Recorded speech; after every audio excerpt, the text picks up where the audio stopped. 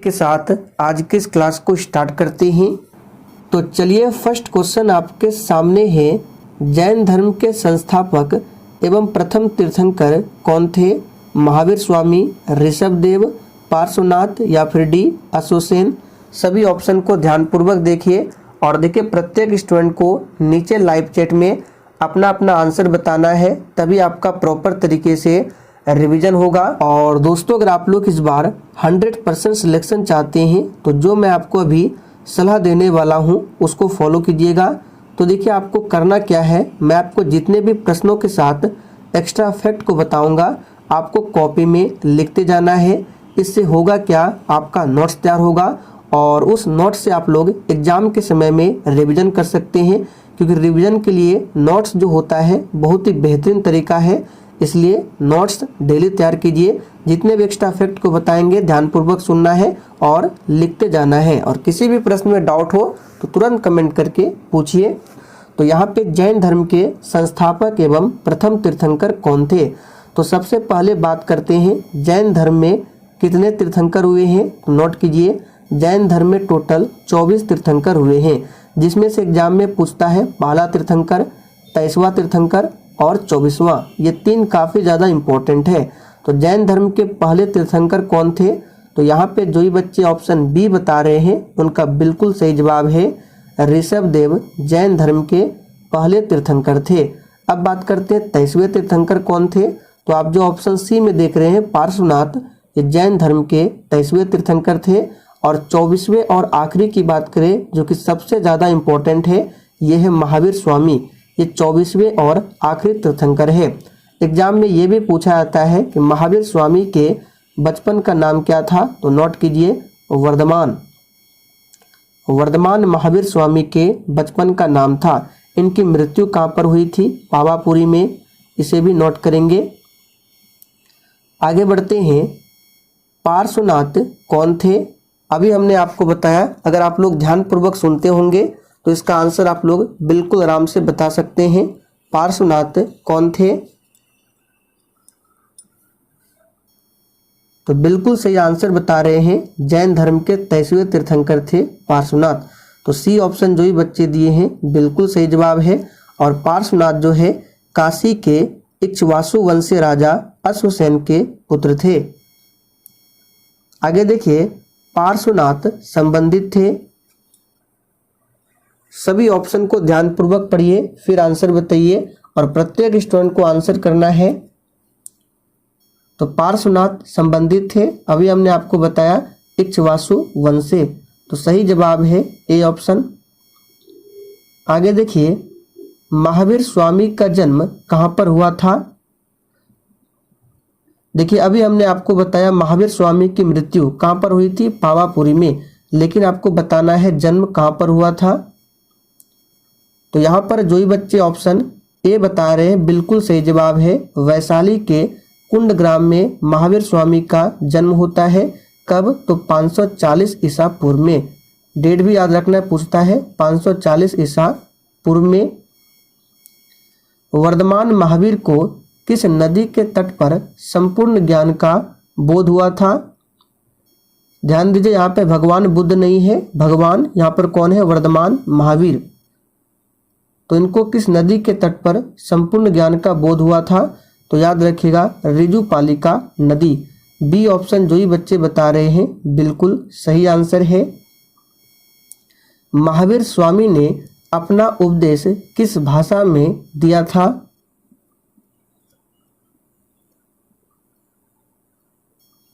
तो यहाँ पर छठे प्रश्न का आंसर क्या होगा? प्राकृत भाषा, जिसको अर्धमागधी भी कहा जाता है। तो महावीर स्वामी ने अपना उपदेश जो है प्राकृत भाषा में दिया था, जबकि भगवान बुद्ध पूछे तो पाली भाषा में। किस धातु को चाकू से आसानी से काटा जा सकता है?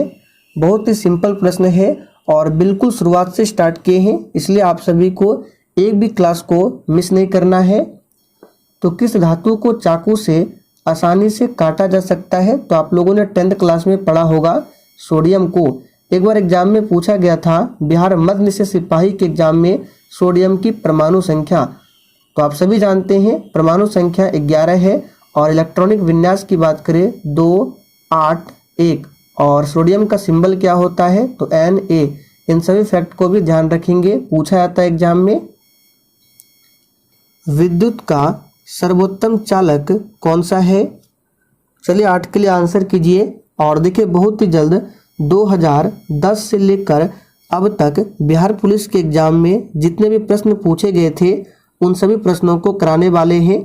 तो जितने भी छात्र छात्राएं चैनल पर पहली बार आए हैं, आप लोग चैनल को सब्सक्राइब करके और साथ में बेल आइकन को जरूर प्रेस कर लीजिए, जिससे आप लोगों से एक भी सेशन मिस ना हो। और सभी का PDF आपको टेलीग्राम पर मिल जाएगा। तो यहाँ पर जो भी बच्चे सिल्वर यानी कि चांदी बता रहे हैं बिल्कुल सही जवाब है। और दूसरे स्थान पर चालक में है तांबा। याद रखिएगा, विद्युत का सर्वोत्तम चालक पूछे सिल्वर, क्योंकि ये महंगा आता है इसलिए इसका ज़्यादा यूज नहीं होता है। ज़्यादा यूज होता है तांबा यानी कॉपर का, और तांबा से ही तड़ित चालक बनाए जाते हैं।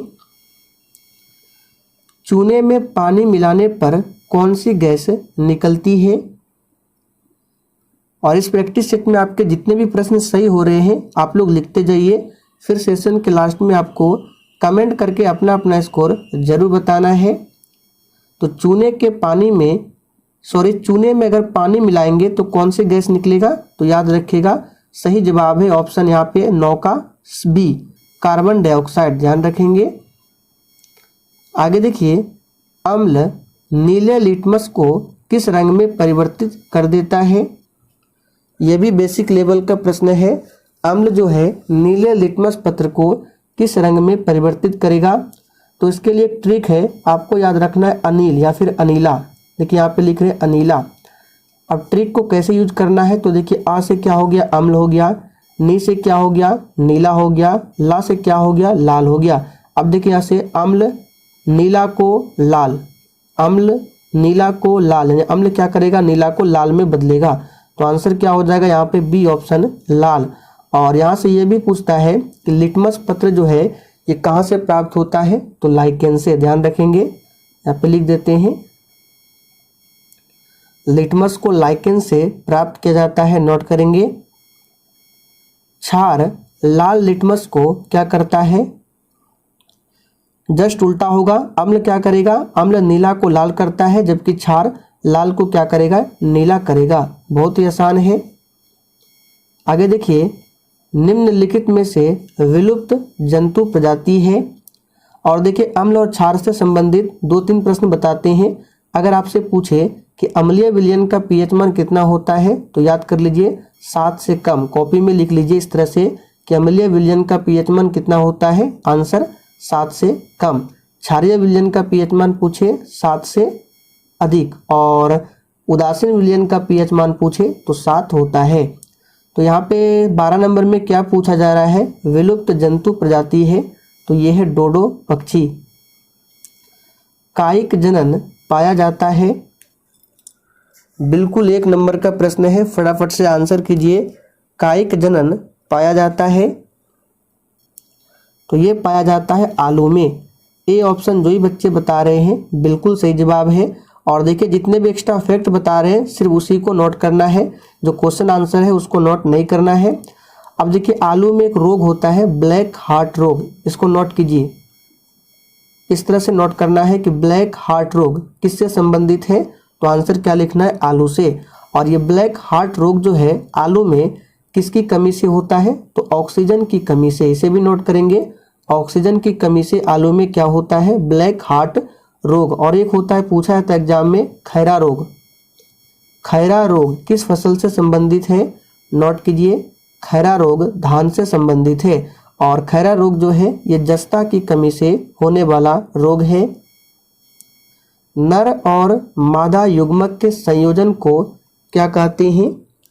और देखिए अगर आपको ये सेशन थोड़ा भी पसंद आ रहा है तो प्लीज़ आप सभी सेशन को दिल से एक बार जरूर लाइक कर देंगे, और सेशन को जितना हो सके अधिक से अधिक दोस्तों के साथ शेयर करेंगे।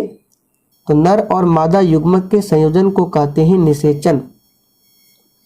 आगे देखिए, रक्त प्लाज्मा में, यहाँ पे प्लाज्मा होगा, जल की लगभग मात्रा कितनी होती है।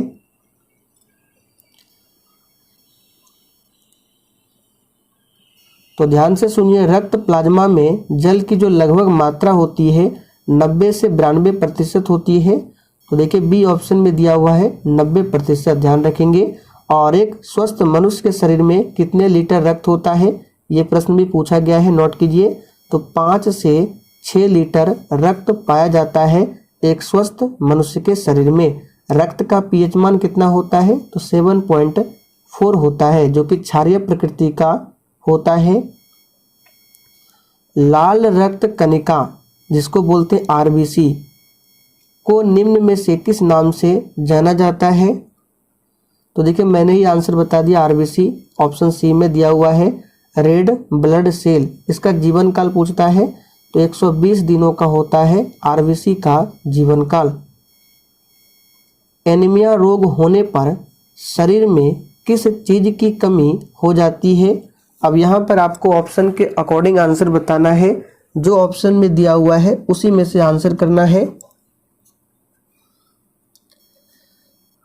तो ये होता है रक्त में हीमोग्लोबिन की कमी से, ध्यान रखेंगे। मादा एनाफिलीज मच्छर जब काट लेता है तो उससे कौन सा रोग होता है।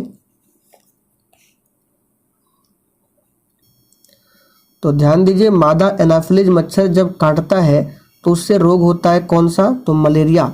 सी ऑप्शन जो ही बच्चे दिए हैं बिल्कुल सही जवाब है, मलेरिया। आपसे एग्जाम में पूछता है कि ये जो एड्स रोग है ये किसके कारण होता है, तो ये वायरस से होने वाला रोग है। कौन सा वायरस, तो HIV वायरस। नोट कीजिए, एड्स किस वायरस से होता है, तो HIV वायरस से होने वाला रोग है। विश्व एड्स दिवस कब मनाया जाता है, तो 1 दिसंबर को विश्व एड्स दिवस मनाया जाता है।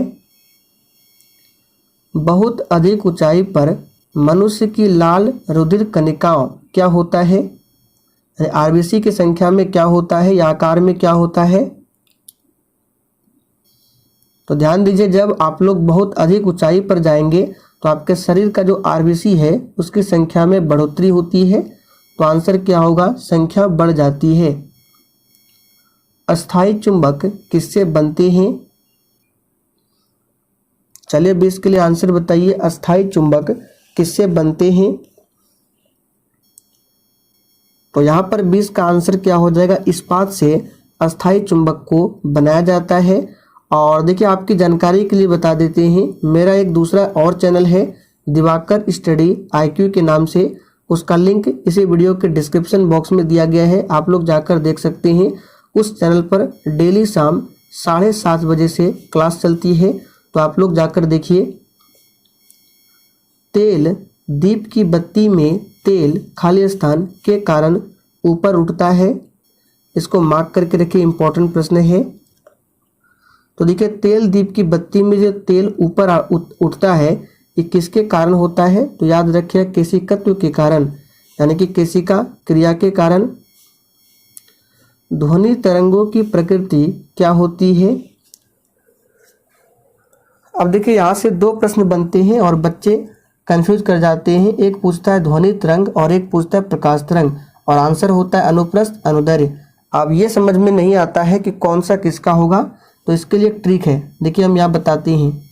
अगर आपसे पूछे प्रकाश तरंग किस प्रकार की तरंग है, तो यहाँ पे देखिए प्रकाश में क्या है, ये है शुरुआत में क्या, प्रसंजु, और देखिए अनुप्रस्थ में भी देखिए बीच में प्र है, तो इस तरह से रिलेट करके याद रख सकते हैं। प्रकाश तरंग अनुप्रस्थ है, और ध्वनि तरंग में देखिए क्या है, ध्व, अनुदैर्घ्य में भी देखिए बीच में ध्व, इस तरह से रिलेट कर सकते हैं। तो ध्वनि तरंगों की प्रकृति होती है अनुदैर्घ्य तरंग, और ध्वनि तरंग जो है ये कभी भी निर्वात में गमन नहीं करती है। नोट कीजिए, वेरी इंपॉर्टेंट है, आपसे पूछेगा कि ध्वनि तरंग किस में गमन नहीं करती है, तो निर्वात यानी कि शून्य में गमन नहीं करती है। और ध्वनि तरंग सबसे अधिक किस में होती है, तो ठोस में। ध्वनि तरंग सबसे अधिक किस में गमन करती है, ठोस में, उसके बाद द्रव में और सबसे लास्ट में गैस में। कितना तापमान होने पर पाठ्यांक सेल्सियस और फ़ारेनहाइट ताप मापियों में एक ही होंगे, यानी किस तापमान पर सेल्सियस और फ़ारेनहाइट ये दोनों आपस में बराबर होंगे, तो बहुत ही सिंपल है, -40 डिग्री पर। निम्नलिखित द्रवों में कौन सा ऊष्मा का बहुत अच्छा चालक है। विद्युत का नहीं पूछा गया है, ऊष्मा का सबसे अच्छा चालक कौन सा है, तो याद रखिएगा द्रवों में पूछा जा रहा है तो ये है पारा। ठोस कपूर से कपूर वाष्प बनाने की प्रक्रिया को क्या कहेंगे? बिल्कुल 1 नंबर का प्रश्न है, फटाफट से आंसर कीजिए। तो यहाँ पर जो ही बच्चे आंसर डी बता रहे हैं बिल्कुल सही जवाब है ऊर्ध्वपातन। ऊष्मागतिकी का जो प्रथम नियम है किस अवधारणा की पुष्टि करता है? इस प्रश्न को भी आप सभी स्टार मार्क कर लीजिए। ऊष्मागतिकी का प्रथम नियम किस अवधारणा की पुष्टि करता है? तो याद रखिएगा ऊर्जा संरक्षण। यहाँ पर ए ऑप्शन आपका सही जवाब है। माध्यम के तापमान में वृद्धि के साथ प्रकाश की गति क्या होती है? देखिए ऐसे तो प्रकाश की चाल निर्वात या शून्य माध्यम में पूछे तो 3 गुना 10⁸ मीटर प्रति सेकंड होता है। एक समतल दर्पण पर आपतित किरण 60 डिग्री का कोण बनाती है तो परावर्तन कोण का मान क्या होगा? तो बहुत ही सिंपल है, जैसे कि ये है परावर्तक सतह ऊपर है, ये आपतित किरण, परावर्तित किरण, यहाँ पे सिंबल देते हैं आपतित, परावर्तित बीच में, अविलंब इसको एन से लिखते हैं, और आपतित किरण और अविलंब के बीच जो कोण बना यहाँ पे इसको बोलते हैं कोण आई और इसको बोलते हैं आपतन कोण, और परावर्तन कोण होता है आर। तो आप लोगों ने पढ़ा होगा परावर्तन के 2 नियम है। पहला नियम यही है कि आपतन कोण परावर्तन कोण के बराबर होता है, और दूसरा नियम तो आप सभी जानते हैं आपतित किरण, परावर्तित किरण तथा आपतन बिंदु पर डाला गया विलंब तीनों एक ही तल में होता है। तो परावर्तन का जो दूसरा नियम है आपतन कोण परावर्तन कोण के बराबर होता है। तो अगर आपतित किरण 60 डिग्री का कोण बना रही है तो परावर्तन कोण का मान भी क्या होगा?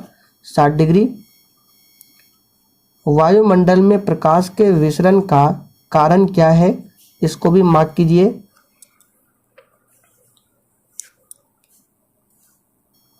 तो वायुमंडल में प्रकाश के विसरण का कारण है धूल कण। सही जवाब है बी ऑप्शन। अब देखिए वायुमंडल की बात करें तो इसमें सबसे अधिक कौन सी गैसें पाई जाती है? नोट कीजिए नाइट्रोजन। वायुमंडल में सबसे अधिक कौन सी गैसें हैं? नाइट्रोजन। कितना परसेंटेज है? तो लगभग 78%। दूसरे स्थान पर आता है ऑक्सीजन। प्रतिशत की मात्रा की बात करें तो लगभग 21%, और कार्बन डाइऑक्साइड पूछा जाता है वायुमंडल में तो ये है 0.03%। और वायुमंडल में कौन सी अक्रिय गैस पूछा जाता है जो सबसे अधिक मात्रा में है? तो आर्गन। कितना है? तो 0.93%।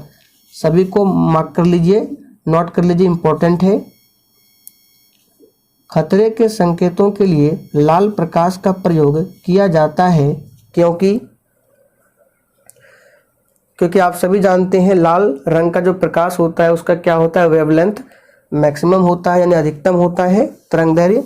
तो यहाँ पे आंसर क्या हो जाएगा? 30 का आंसर क्या होगा?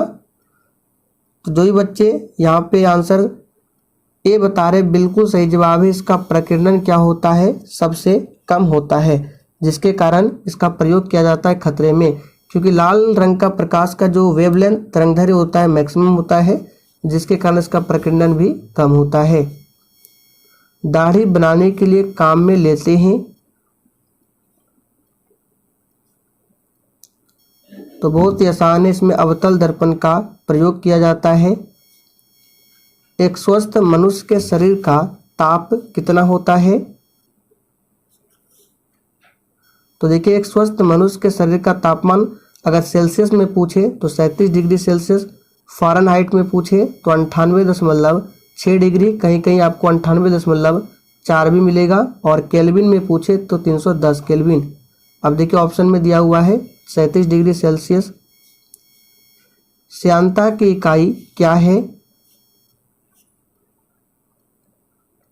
तो श्यानता की इकाई क्या है? पॉइज। यहाँ पर ए ऑप्शन आपका सही जवाब है। आगे देखिए किस वायुमंडलीय परत को मौसम परिवर्तन की छत के नाम से जाना जाता है? देखिए वायुमंडल में टोटल 5 परत है, जिसमें पहले परत का नाम जो है क्षोभ मंडल, और इसी क्षोभ मंडल में मौसम संबंधी घटनाएं घटित होती है। क्षोभ मंडल के ऊपर आता है समताप मंडल, और इसी समताप मंडल में ओजोन लेयर पाया जाता है जिसका अनुसूत्र होता है O3। ओजोन दिवस पूछता है कब मनाया जाता है, तो 16 सितंबर को ओजोन दिवस मनाते हैं। तो यहाँ पे आंसर क्या होगा, क्षोभ मंडल। संयुक्त राष्ट्र संघ UNO इसकी सुरक्षा परिषद में कितने अस्थायी सदस्य हैं? ध्यान दीजिए, अस्थायी नहीं पूछा गया है, अस्थायी पूछा गया है। तो टोटल 5 अस्थायी सदस्य देश है। लिख लीजिए कौन कौन से हैं, रूस, चाइना, ब्रिटेन, फ्रांस और अमेरिका। वायुमंडलीय दाब मापने का पैमाना क्या है? तो वायुमंडलीय दाब को मापने का पैमाना क्या है, तो यह है बैरोमीटर। निम्नलिखित में कौन सी विश्व की सर्वाधिक गहरी झील है?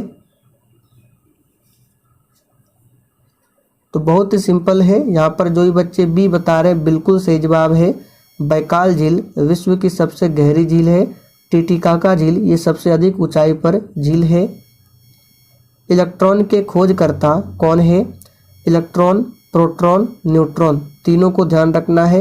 इलेक्ट्रॉन के खोजकर्ता है जे थॉमसन, प्रोटॉन के खोजकर्ता है जेम्स चैडविक गोल्डस्टीन, लेकिन प्रोटॉन का नामकरण किया था रदरफोर्ड ने, जबकि न्यूट्रॉन के खोजकर्ता है जेम्स चैडविक। कौन सी जल संयोजी यूरोप को अफ्रीका से पृथक करती है? यानी कौन सी जल संधि है जो यूरोप को अफ्रीका से पृथक करती है? तो देखिए यूरोप और अफ्रीका के बीच में है